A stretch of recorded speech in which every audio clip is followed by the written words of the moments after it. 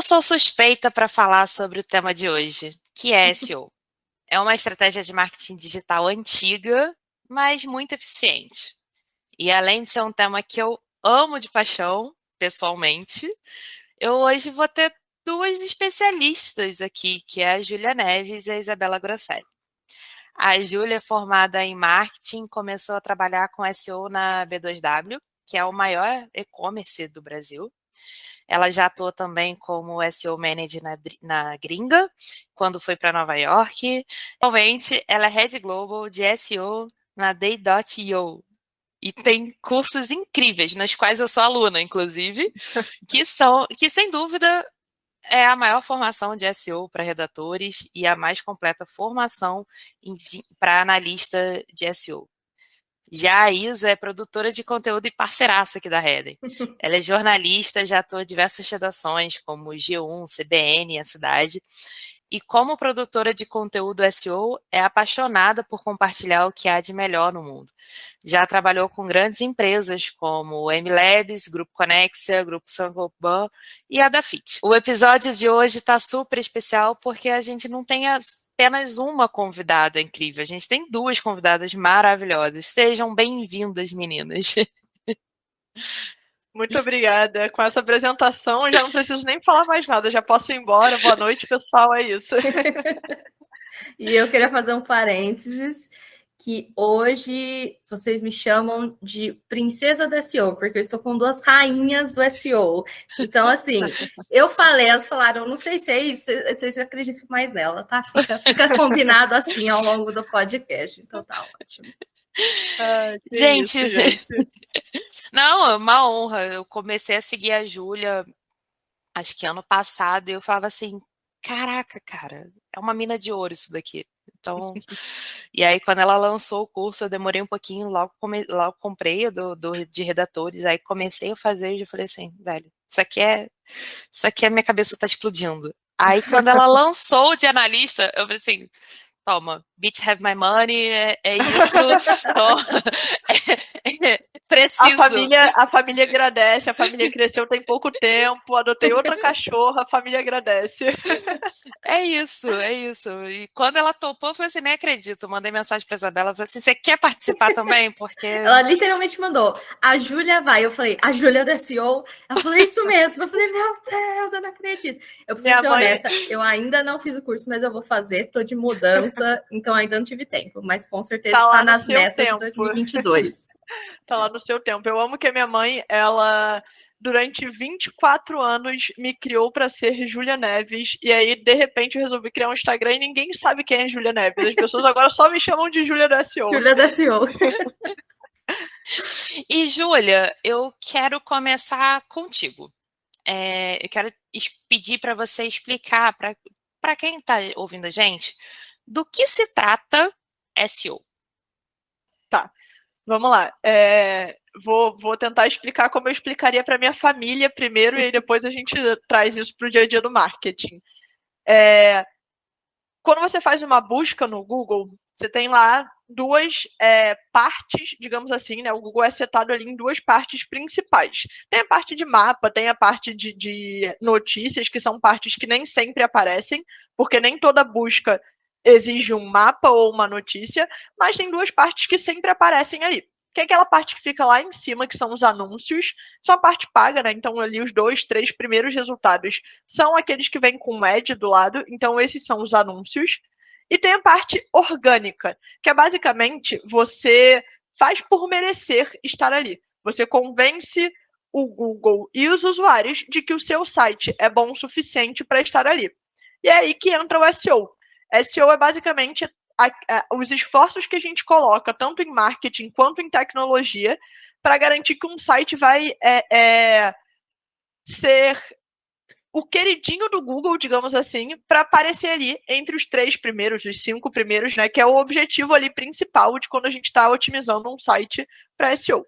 Então, basicamente, a gente pode considerar SEO, né, que é a sigla para Search Engine Optimization, traduzindo otimização para mecanismos de busca, é a otimização de sites para aparecer ali melhor posicionados nos buscadores. E aí, né, a gente geralmente fala que são sites, mas podem ser canais do YouTube, até o perfil do LinkedIn, quando você busca, por exemplo, redator no LinkedIn, você está ali fazendo uma busca e o perfil que tiver a palavra-chave buscada vai estar otimizado. Então, basicamente, né, o conceito de SEO é você otimizar resultados para os buscadores e a gente aplica muito isso no dia a dia ali do Google.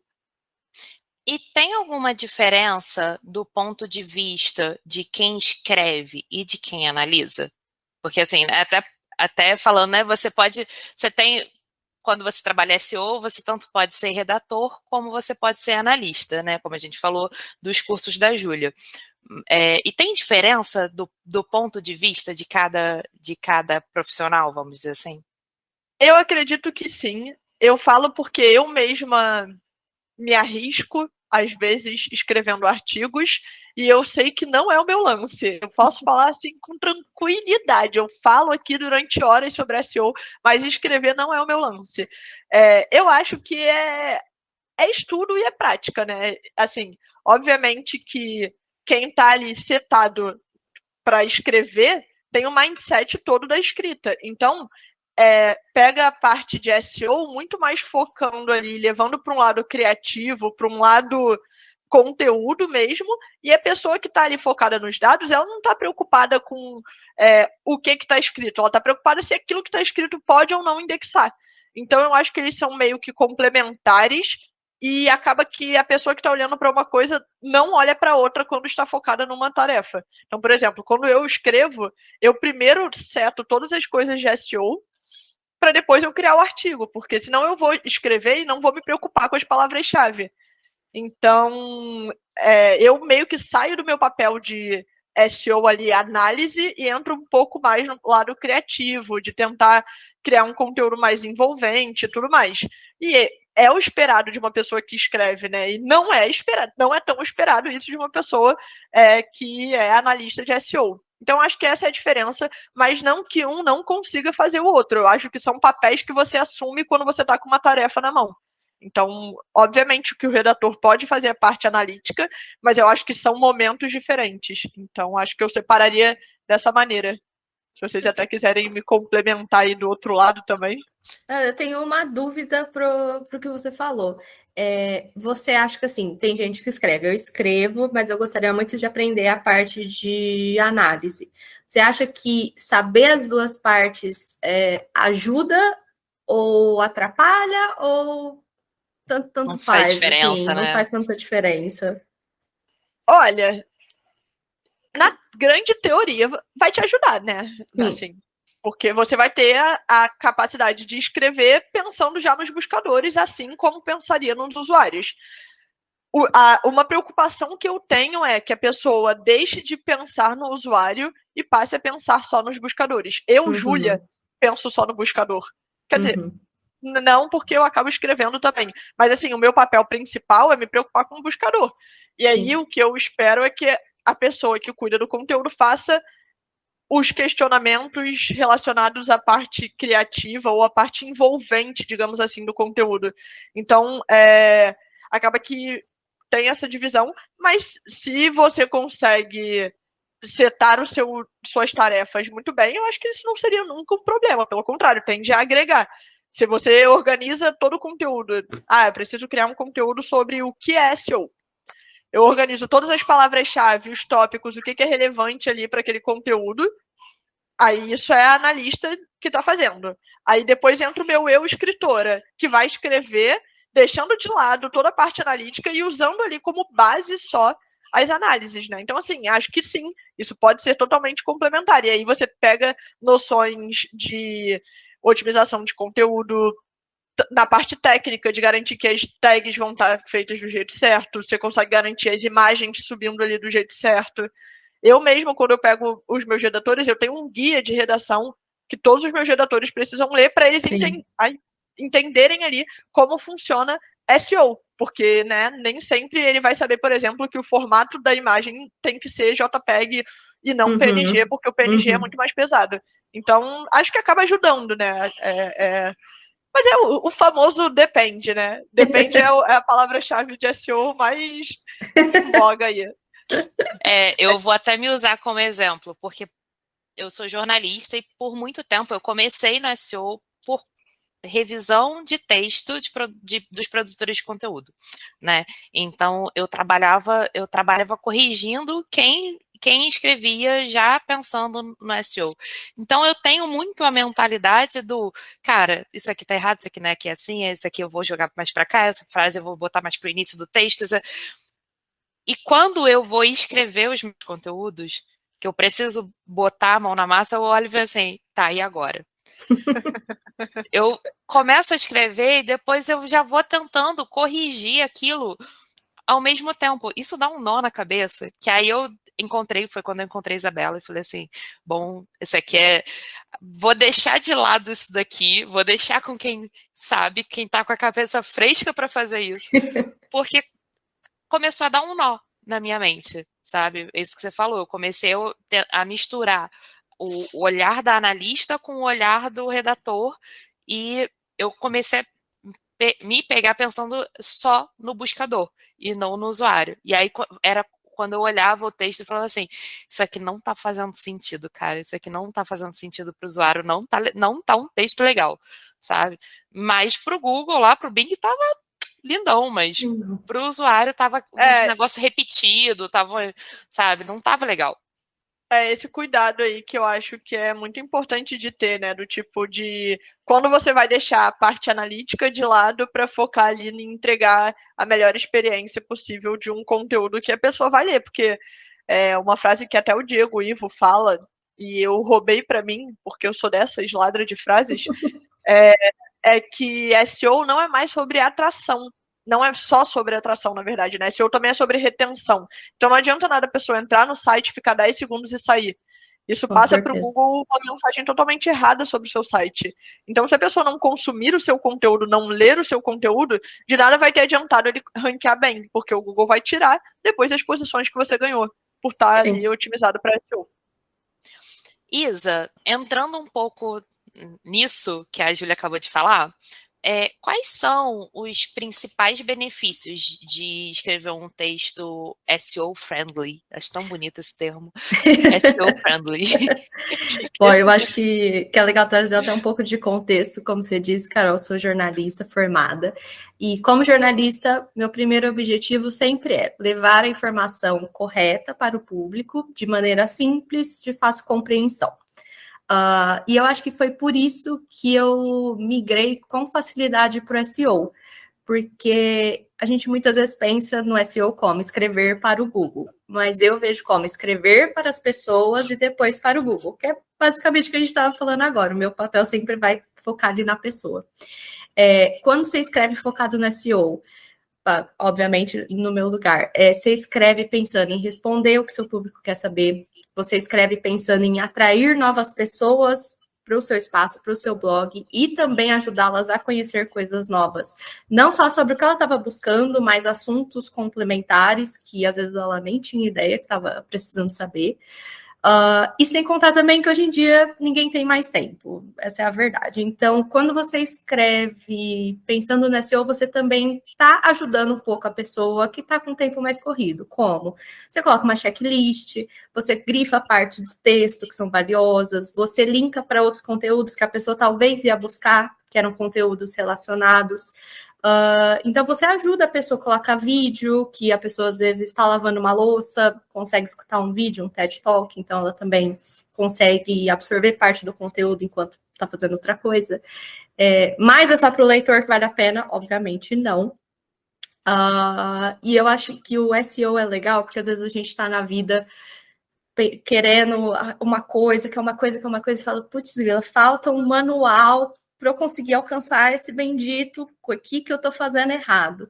E eu acho que o SEO é esse manual, mas acho que manual é uma palavra talvez muito forte, porque acho que é mais umas boas práticas, porque você recebe umas instruções valiosas que, se você aplicar da forma correta, você alcança o lugar que seu cliente quer, que, como diz a Júlia, o lugar mais caro da internet, a primeira posição do Google.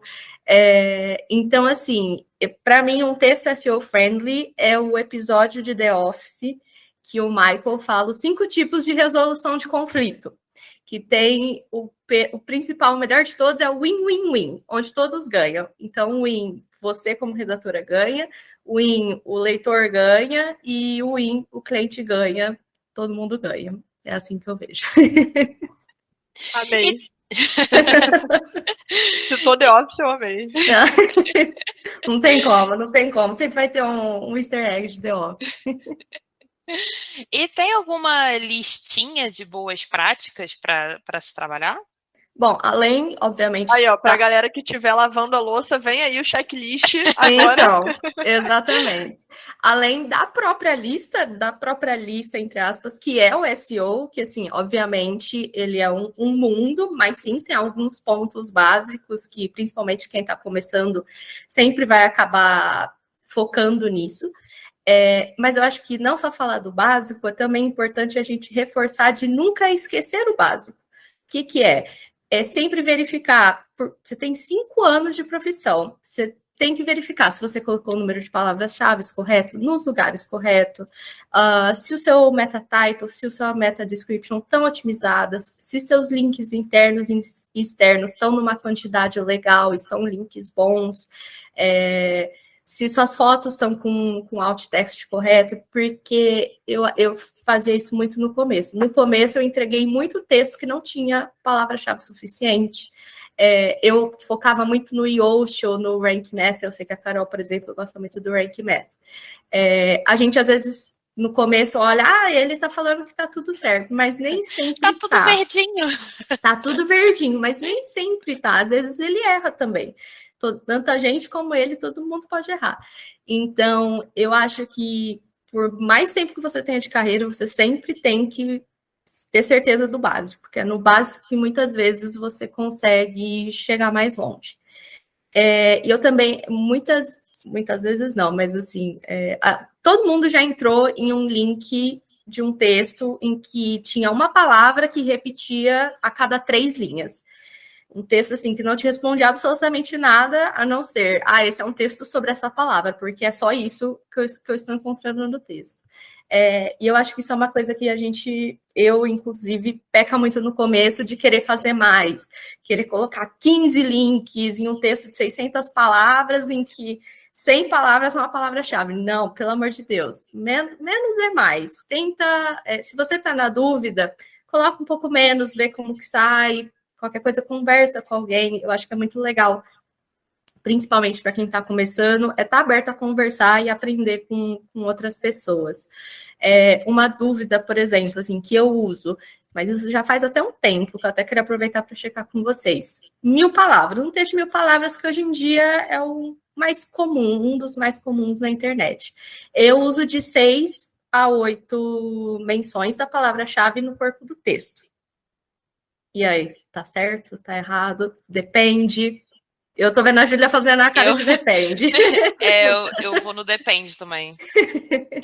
Não, é que eu acho que é um assunto polêmico. Eu não gosto de definir um número de palavras-chave, porque eu acho que vai depender muito de contexto. Tipo, se a palavra-chave é um nome, é muito difícil você não usar o nome o tempo todo. Sim, com certeza. Tipo, você vai usar mais do que 6 a 8 vezes, mas tipo, se a palavra-chave é, sei lá, um produto, vai ficar muito cansativo se você usar a palavra-chave 15 vezes. Então,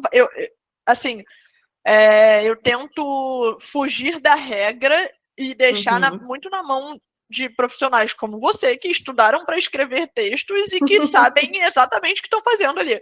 Tipo, eu sempre falo que SEO é muito importante, mas se tem uma coisa que é mais importante para o Google do que sites otimizados, é o usuário. Por quê? Porque é o usuário que paga as contas do Google. É o usuário que entra no Google e que torna o Google o maior buscador.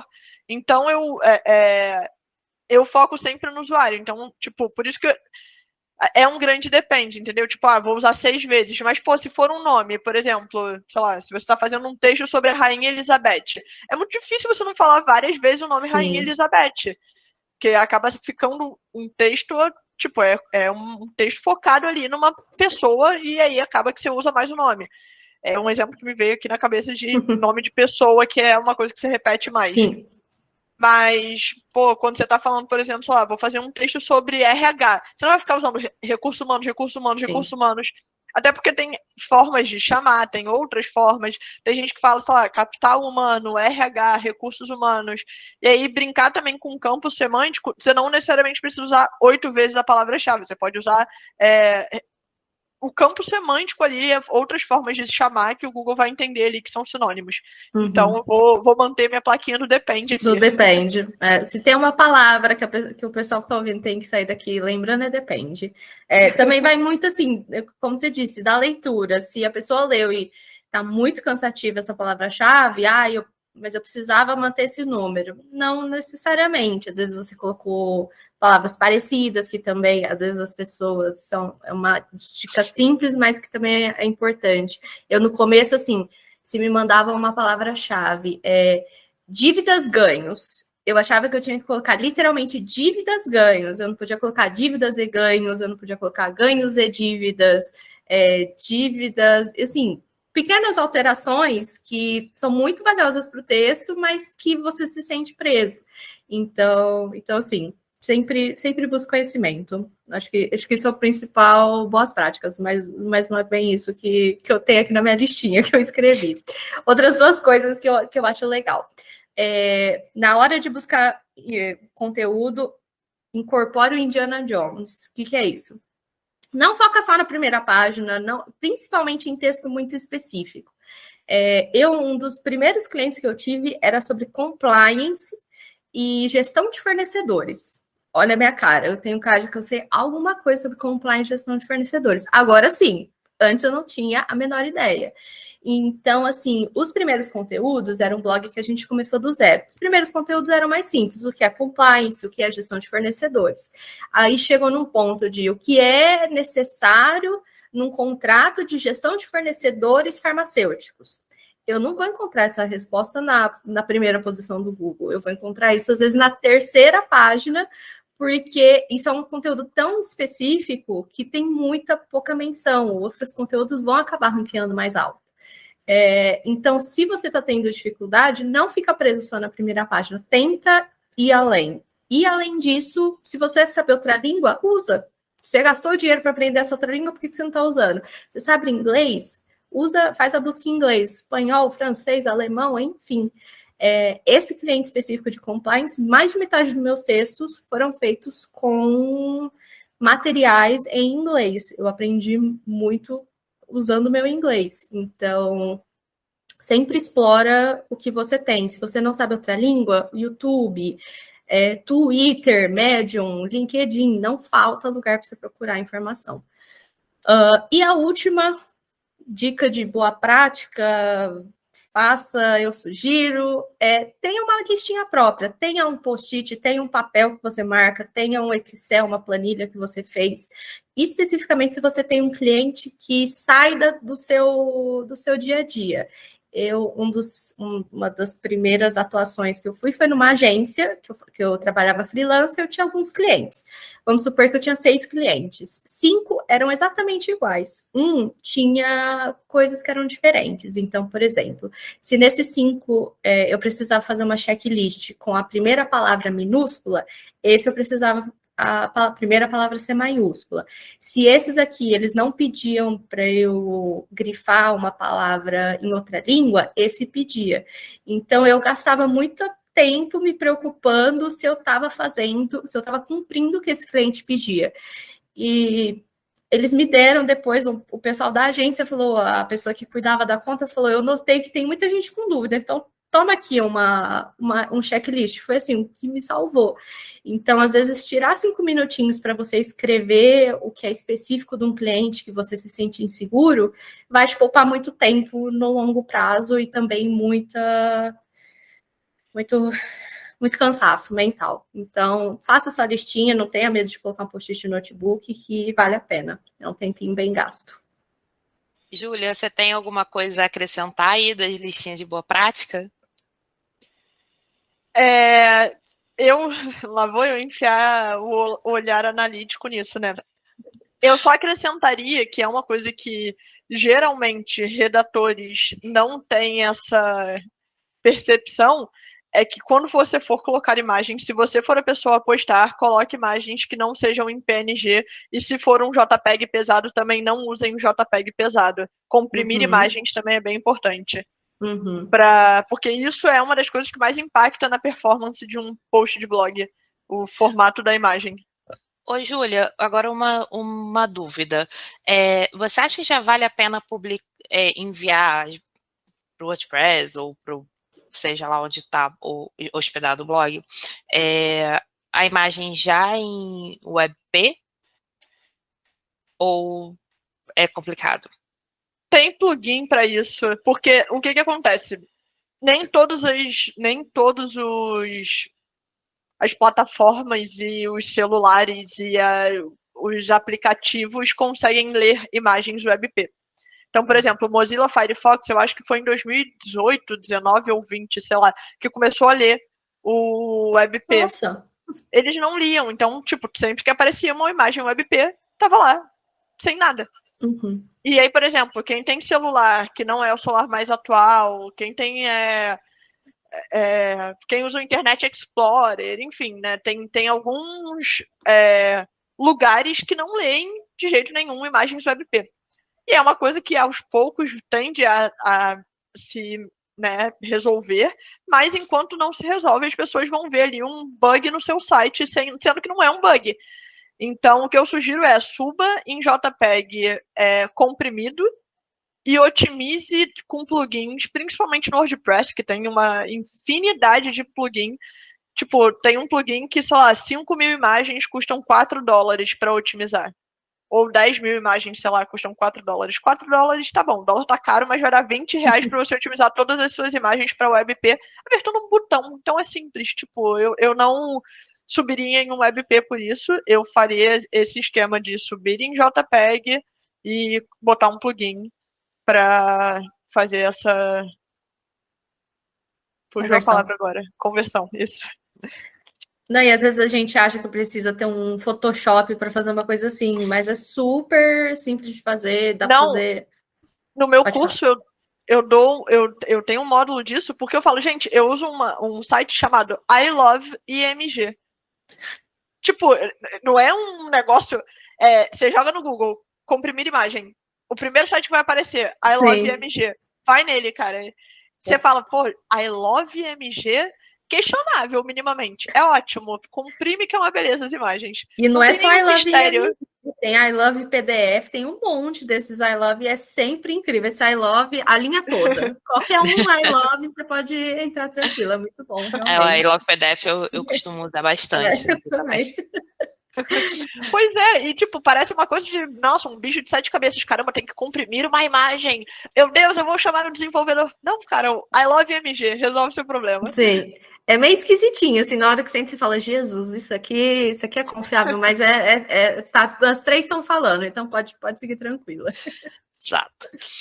Ô, Isa, quando você vai começar a escrever um post pensando no SEO, o que você primeiro pensa, assim, por onde começar, né?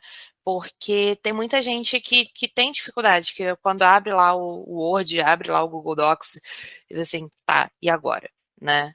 A gente falou aí das keywords, tem um bom início para a gente ter um bom texto no final?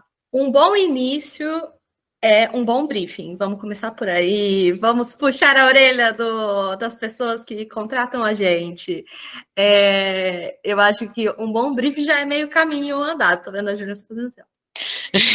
Tá concordando. Porque, assim, é incrível a diferença de um texto com briefing, tanto na qualidade do texto como no tempo que você gasta. Você sabe o que o cliente quer, então tem menos chances do texto ter muita correção, ter muita alteração. Então, sempre que possível, bate nessa teclinha com o cliente. Se tiver algo que você quer gastar a sua energia, sempre tentar pegar o máximo de informações possíveis com o cliente. Cliente não passou nada, ou passou tudo, enfim. Se o cliente passou tudo, mesmo assim, é sua obrigação se certificar que não faltou nenhuma informação nesse briefing. Se o cliente não passou nada, você vai ter que pesquisar as informações. Mas eu acho que são 3 E's diferentes, 3 E's, a letra E. Experiência, exploração e empatia, para você escrever um texto. Quanto mais você escreve para um cliente, mais você aprende sobre ele, mais você aprende sobre o assunto que você vai abordar. Como eu disse, eu tinha um cliente de compliance. Hoje em dia, meu irmão é contador, eu consigo conversar com ele sobre certidão negativa de débitos. Não tinha ideia que isso existia.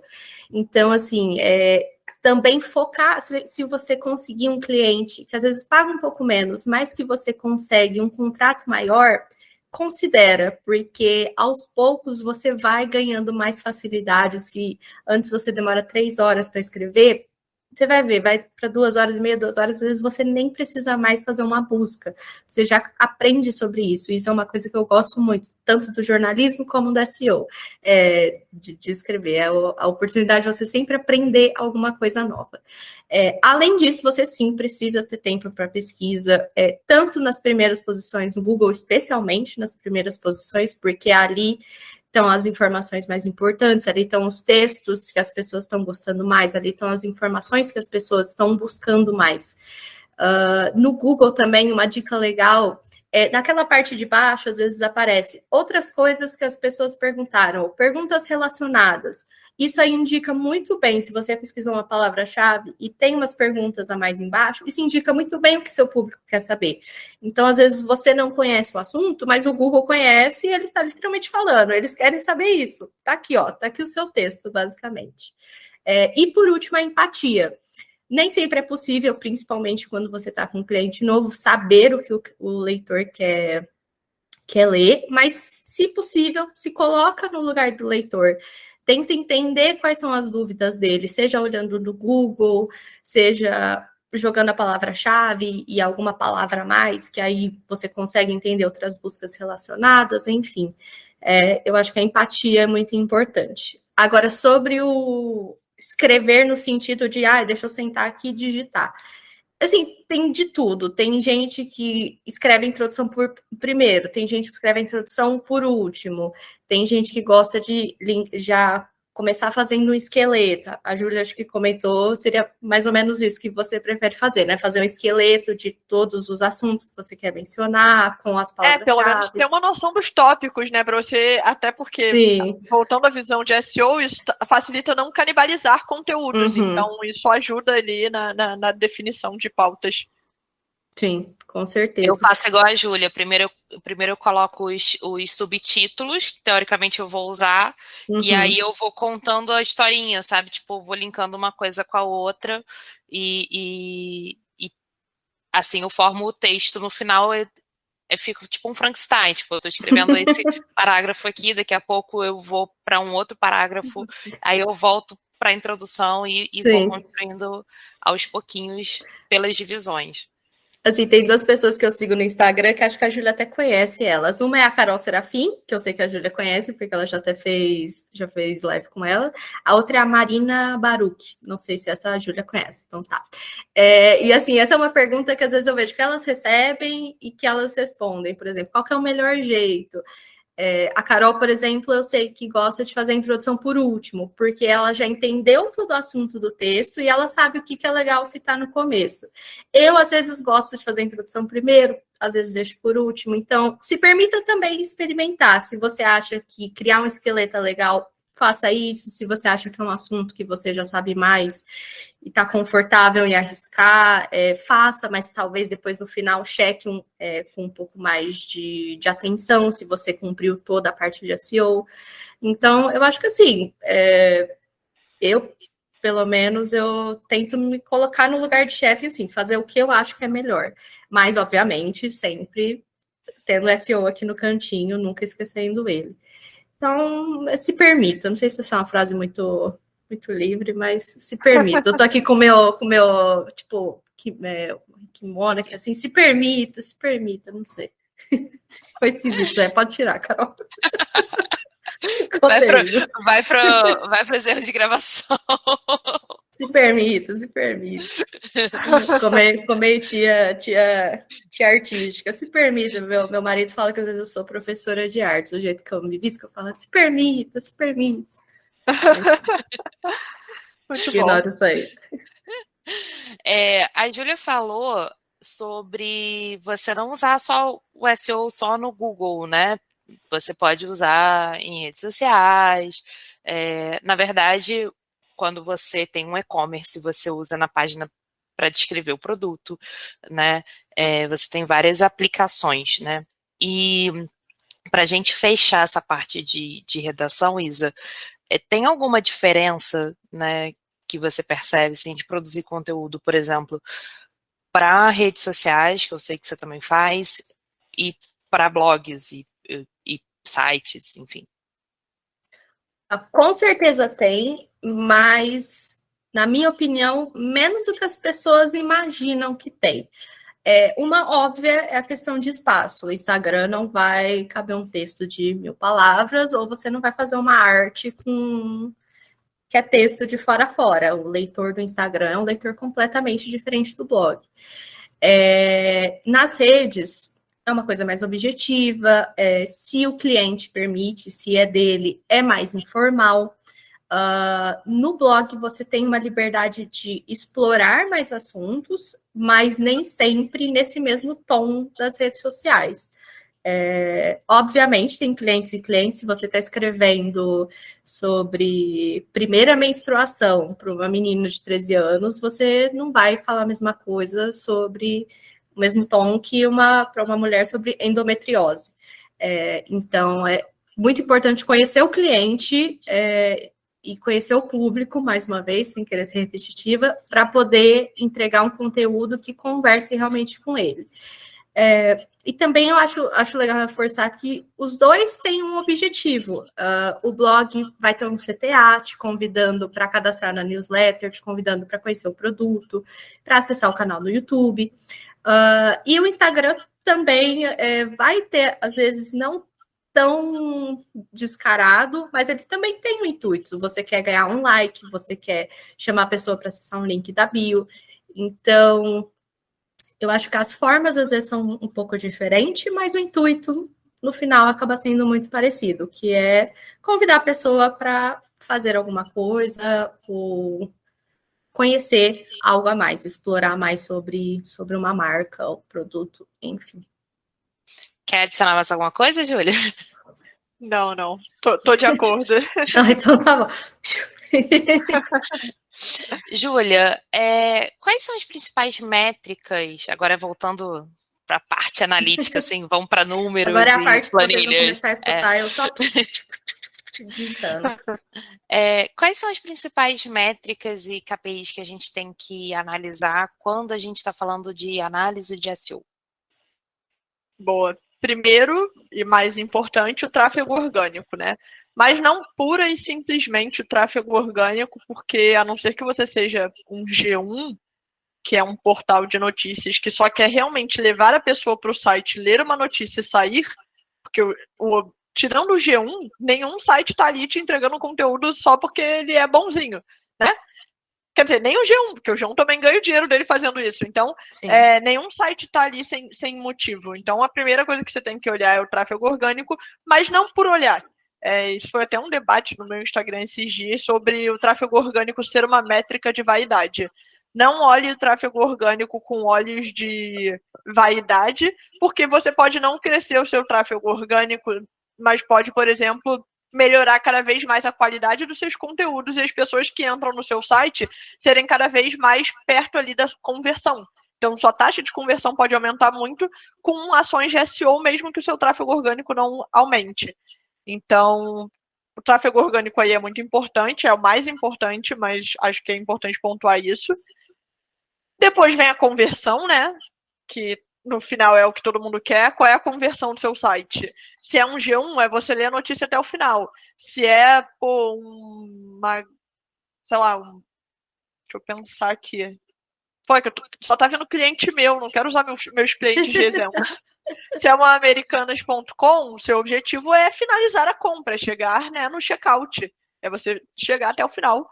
Se é um site de captação de lead, sei lá, Gente, não me vem um site de captação de leads. Alguém me dá um exemplo de site de captação de leads? Vou dar o exemplo da Heading, que é uma agência que tá ali Perfeito. captando Leads para através de newsletter. conteúdo. É isso, né? Pronto, aí, ó. Se é a Heading, por exemplo, o que é o objetivo? É a captação de lead. Então, qual é a conversão? Vai ser o lead, vai ser a venda, ou se for o caso aí de um site de notícias, vai ser só você chegar até o final da página e já tá ótimo para eles, é maravilhoso.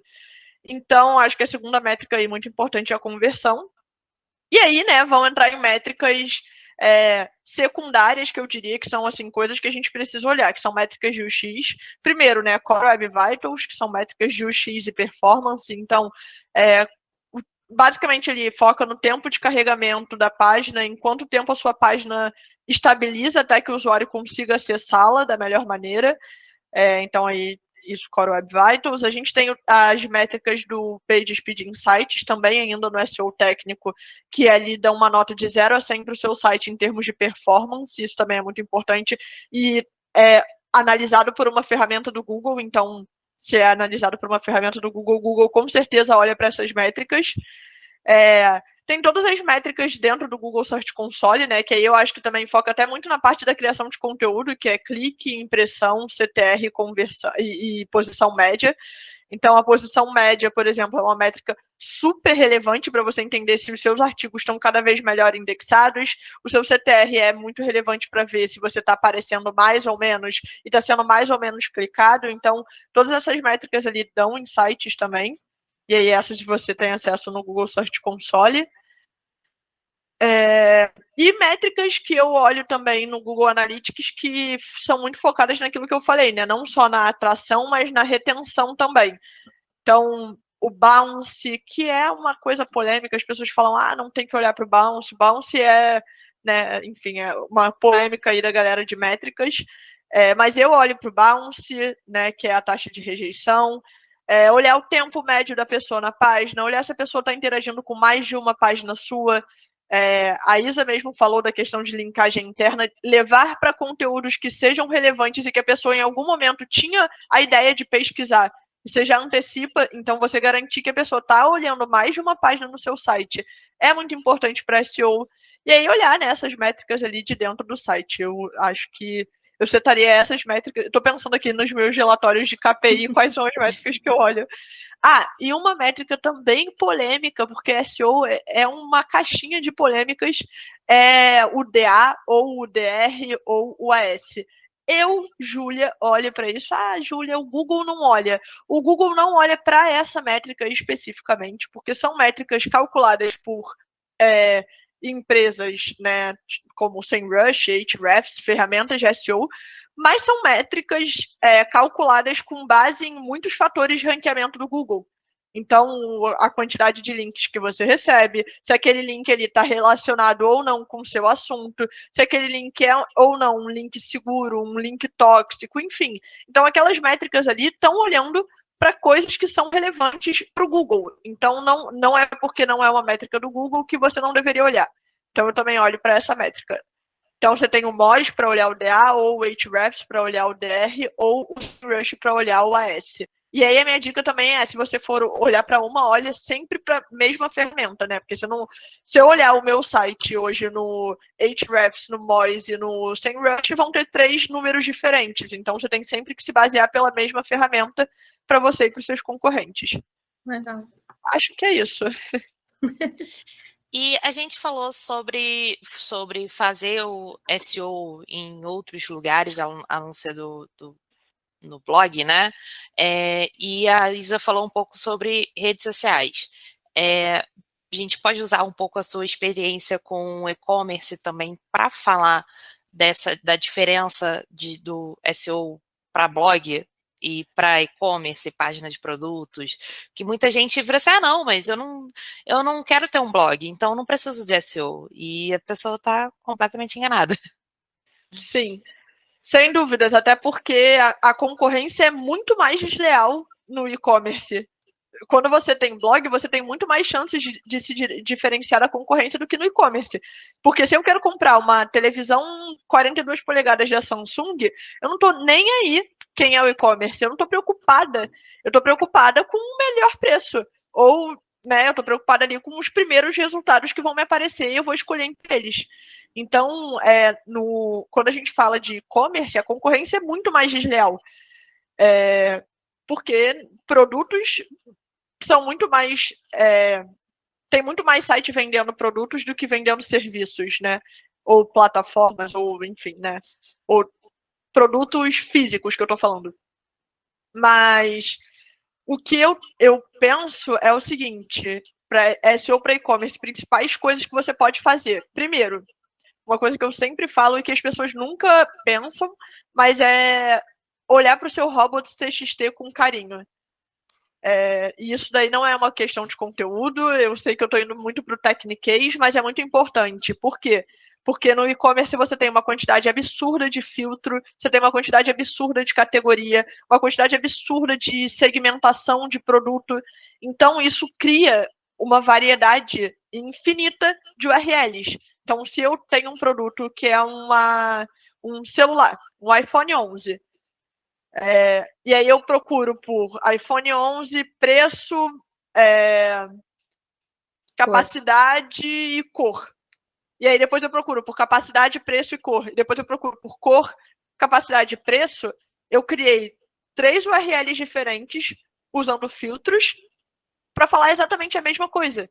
Então, você olhar para a limitação que você dá ali para o Google indexar as suas páginas é muito importante para garantir que suas páginas vão ser indexadas da melhor maneira possível. Então, fugir do conteúdo, mas eu acho que isso é uma coisa muito importante de falar em SEO para e-commerce. E quando você tem um iPhone vendendo, o que você faz? Você pega ali a descrição da Apple, né? Se você é um lojista e não tem tempo. Todo mundo usa a descrição da Apple.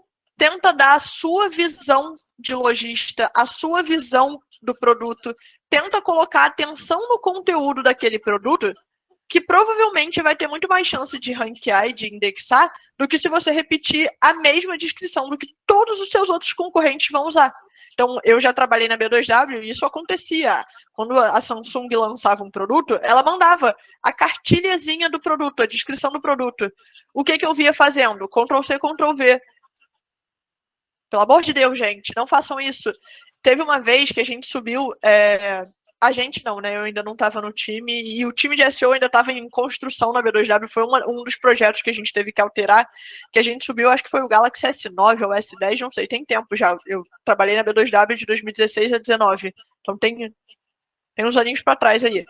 Mas eu lembro que a gente subiu, acho que foi do S9, do S10, enfim, que aí a gente fez uma landing page de lançamento, investimos em link building, quer dizer, investiram em link building, né? E aí, quando a gente foi fazer análise, eu entrei no processo já de análise da página pós-venda, e aí eu tive que falar para o board lá da galera que a gente estava nas posições, sei lá, 47 no Submarino e 68 no Shoptime. E a Americanas ranqueou bem. Por quê? Porque eles pegaram o modelo da Samsung e replicaram para 3 páginas. E aí, quando você replica o conteúdo, se você não cria um conteúdo único com a sua visão no seu e-commerce, o seu conteúdo não vai gerar nenhum valor ali, nem para o Google, nem para o seu usuário. O Google ele não vai mostrar ali o site da Apple, o seu e, sei lá, o site da Americanas, um embaixo do outro, se todos estiverem copiando o texto da Apple. Porque o site da Apple já está mostrando aquele texto. Então, se preocupa, principalmente nos seus conteúdos mais relevantes, em esclarecer os seus conteúdos, não, desculpa, os seus produtos mais relevantes, em esclarecer as principais dúvidas dos usuários. Júlia, eu tenho 10 mil produtos, não dá para fazer isso com cada produto. Então, faz isso com as suas categorias. Trabalhe o conteúdo das páginas de categoria e desfoca de indexar para palavras-chave específicas para páginas de... Não. Desfoca de indexar palavras-chave só específicas com o título do produto e foca em indexar a categoria também. Então, por exemplo, Você não precisa indexar iPhone 11, 256 GB, piriri, pororó, enfim. Você pode indexar para iPhone. E aí você tem uma página de iPhone concentrada com todos os conteúdos de iPhone, todas as dúvidas e os links dos seus produtos. Então, a pessoa que entra ali com alguma dúvida sobre um produto, ela tira a dúvida e já pode comprar o produto. Então, o SEO para e-commerce é extremamente importante porque você consegue se diferenciar.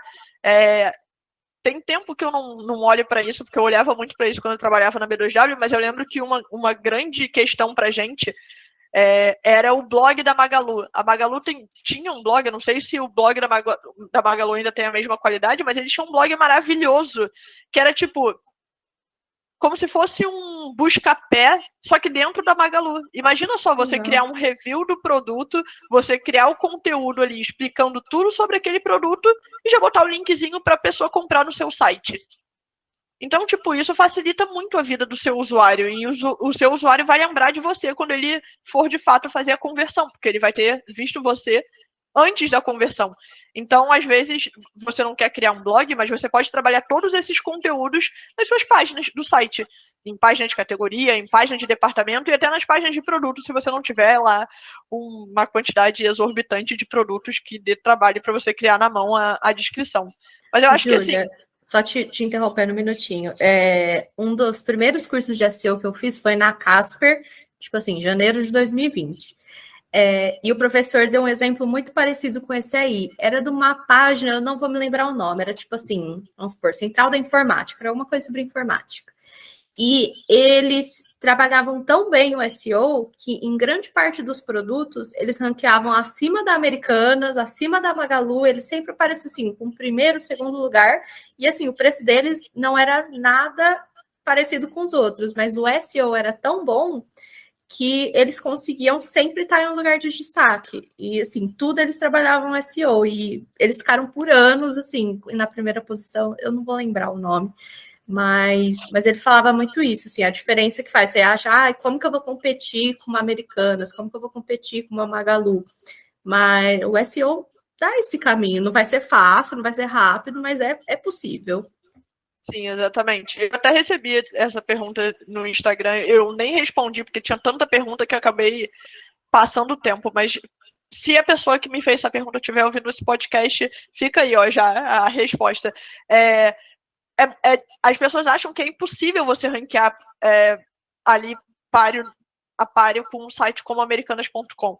E, cara, realmente, é muito mais difícil do que você indexar para um produto talvez menos buscado do que os produtos que eles vendem. Eu não estou falando que é fácil, só que tem meios de você fazer isso trabalhando dúvidas dos usuários, trabalhando keywords long tail, trabalhando conteúdo mesmo. O conteúdo é a chave para você que é um e-commerce pequeno, ou menor, pelo menos, do que esses top 5 aí de Americanas, Mercado Livre, Magalu, Ponto Frio e Extra, tirando esses top 5, né, que eles estão sempre ali bem ranqueados, é uma forma de você se diferenciar. Por quê? Porque eles não estão preocupados com isso. Você não vê Americanas não tem um blog, por exemplo. Por quê? Porque eles sabem que eles se garantem ali com toda a autoridade que eles têm. Então, você pode se diferenciar aparecendo em momentos anteriores a eles e criando um vínculo com o seu usuário. Eu acho Sim. que esse é o melhor caminho, pensando em e-commerce e em estratégia para bater aí as pessoas, né? Os grandões dos e-commerces. E tem muita gente também que esquece que na hora de você construir um site, você consegue trabalhar inclusive o SEO, essa parte técnica de meta title, meta description, da própria página do site, né? Então, e que isso influencia positivamente também. Então, às vezes você tem um site institucional e que você não você não tem um blog ou você ainda não tem um e-commerce estruturado, mas você consegue através do SEO da página institucional, da home, né? Você consegue ir começando a trabalhar para que as pessoas comecem a associar, as pessoas não, desculpa, para que o Google, para o crawler lá, começar a passar no seu site e você conseguir ter começar a ranquear, né? E muita gente esquece dessa página também, dessa parte também. E eu vejo muito isso aqui na agência. Às vezes a gente pega o site de um cliente, uma empresa grande, está preocupada em fazer SEO, vai contratar para fazer análise, para fazer post para o blog, e quando você vai ver o site do cara tá cagado, né? Aí você vai fazer todas as análises lá, você vai meter no PageSpeed, você vai olhar o Search Console, você vai olhar tudo, e não tá bom, mas não tá bom desde a construção, então você tem um trabalho muito maior, né? Então, se você está começando agora, está construindo seu site, está construindo sua landing page, e você se preocupa com isso, né? É interessante você também pensar nessa construção do seu site já voltado, criando um sitemap. Cara, eu recebi um pedido de orçamento esses dias de uma empresa gigante que não tinha um sitemap no site. Então, assim, é o básico do básico, né? Quando você quer começar a trabalhar com a internet, você tem que dizer para o Google, ó, eu tô aqui. O Google não vai te achar assim, então não é porque eu sou o fulaninho, sou o número 1 do meu nicho, que o Google vai me achar só por causa disso, né? Não é uma coisa humana. A gente está falando de algoritmo, a gente está falando de robô, a gente está falando de tecnologia. O Google não vai né? tomar café ali no bebedouro e conversar com a pessoa para pegar a indicação. Ele sabe o que estão falando para ele. Exato. Então, por isso que é tão importante ter essa configuração desde o início, fazer o básico, né? Fazer o básico. E, Júlia, eu até fugindo um pouco aqui, eu tenho visto muito essas gerações de página automática, principalmente para e-commerce. Eu não sei se você já viu. Você digita, você faz uma busca e aparece às vezes assim, tipo, extra,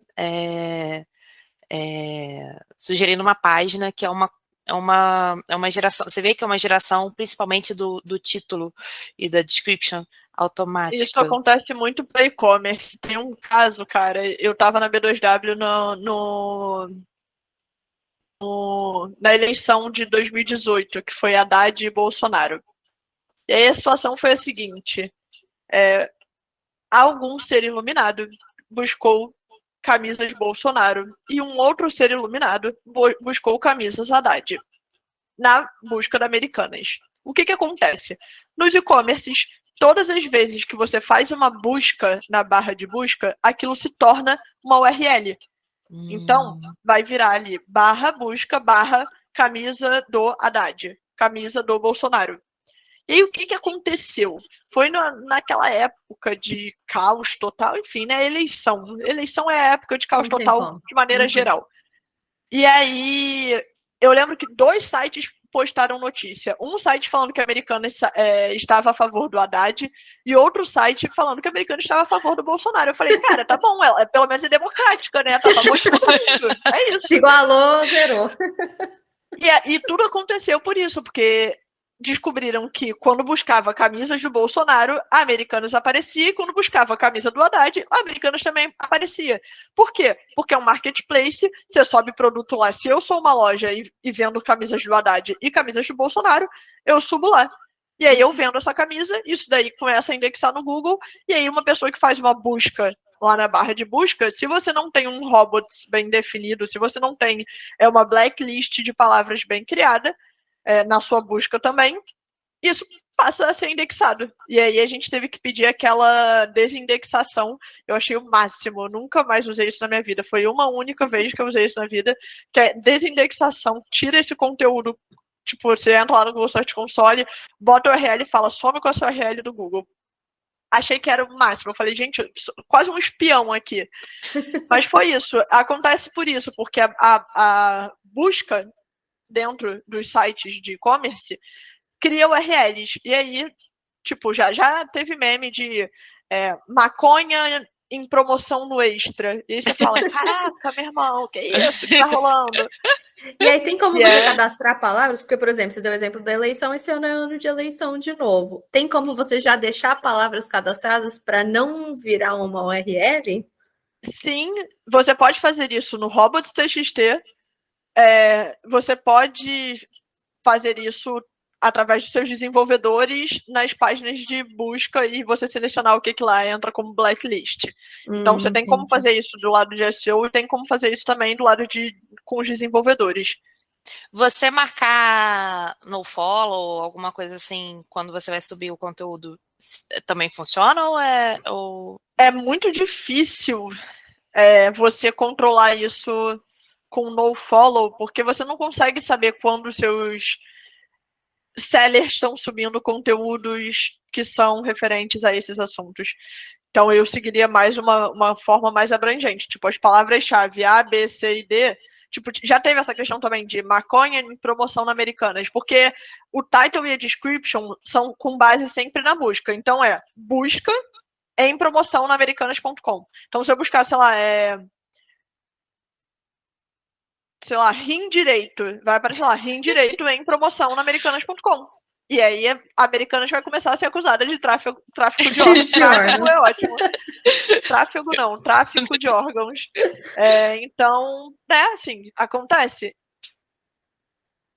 Ou eles estão vendendo órgãos ou eles estão indexando errado. Não, mas assim, brincadeiras à parte, é possível de acontecer por causa disso, dessa questão da busca. Então tem que tomar esse cuidado. É muito mais complexo do que a gente imagina. Muito mais. A gente está chegando ao fim, infelizmente, está muito bom o papo. Tô gostando, tá sendo uma aula aqui, tô aproveitando para tirar várias dúvidas. E daqui a pouco tem mais aula da Júlia, então assim, já vou fazer dobradinha de Júlia Neves hoje. E eu quero deixar agora o espaço para vocês falarem do trabalho de vocês, falarem, enfim, o jabá, momento jabá da Júlia e da Isa. E é isso, quero agradecer também mais uma vez por vocês terem topado vir no podcast da Reden. E brigadão e um beijo grande. Júlia, pode ir primeiro. Eu primeiro, Maria, então vamos. O meu é rapidinho, porque assim, nem tem tanto para plugar. Não tenham medo do SEO. Se tá com dúvida, chama a Carol. Tanto para uma conversa, tomar um cafezinho, tanto para uma conversa, vamos fechar um contrato, estamos por aqui. Vocês podem me encontrar no Instagram, Isa Grosselli, no LinkedIn, Isabela Grosselli, ou também se digitar Isabela Groselha, você acha, porque esse é o apelido, dá para encontrar. E é isso aí, muito obrigada, Carol, por ter me chamado, muito prazer de novo, Júlia, em ter te conhecido, você é uma referência muito importante nesse mundo, eu fiquei muito feliz de estar participando desse bate-papo aqui com você também. E é isso aí, espero que todo mundo tenha gostado, qualquer coisa é só chamar. Muito obrigada primeiro, Carol, pelo convite. Obrigada, Isa, pela troca também. Foi ótimo conhecer vocês pessoalmente, trocar. Quer dizer, pessoalmente, né? O pessoalmente hoje em dia é pessoalmente. Depois do home office, isso daqui virou pessoalmente. Pra mim, é isso. É isso. Mas, assim, foi um prazer estar aqui. Eu sou dessas que realmente amam falar de SEO. Eu brinco que eu gosto tanto de falar de SEO que eu tornei disso a minha vida, né? Eu tô lá domingo à tarde postando caixinha de pergunta e evangelizando pessoas. Então, eu não vou fazer jabá dos meus cursos. A Carol já fez jabá dos meus cursos, eu não preciso falar. Eu, inclusive, vou depois pegar um direito de imagem, fazer um corte e anunciar no Ad para rodar aí no Facebook, no Instagram e no Google da galera que assiste esse podcast. Mas não, as brincadeiras à parte, se você quer aprender mais sobre SEO, se você tem dúvidas sobre SEO, me segue lá no Instagram, @julia_do_SEO, e aí a gente vai conversando por lá, e se você achar interessante, você compra o meu curso depois. Com certeza vai achar. Com certeza vai achar interessante. Gente, obrigada, gente, pelo papo. Obrigada, viu, gente? E é isso. Um beijo e até a próxima. Beijão, tchau. Tchauzinho.